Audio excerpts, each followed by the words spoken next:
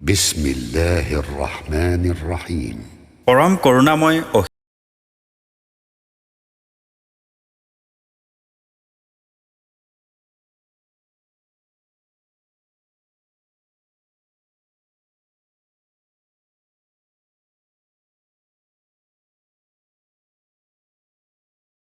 আল্লাহৰ যিজনা সমূহ সৃষ্টি জগতৰ পালনকৰ্তা, যিজনা পৰম কৰুণাময় অসীম দয়ালু, যিজন বিচাৰৰ দিনৰ গৰাকী।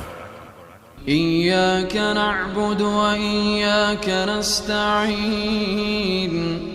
আমি একমাত্ৰ তোমাৰেই ইবাদত কৰোঁ আৰু একমাত্ৰ তোমাৰেই সহায় বিচাৰোঁ। ইহদিনাস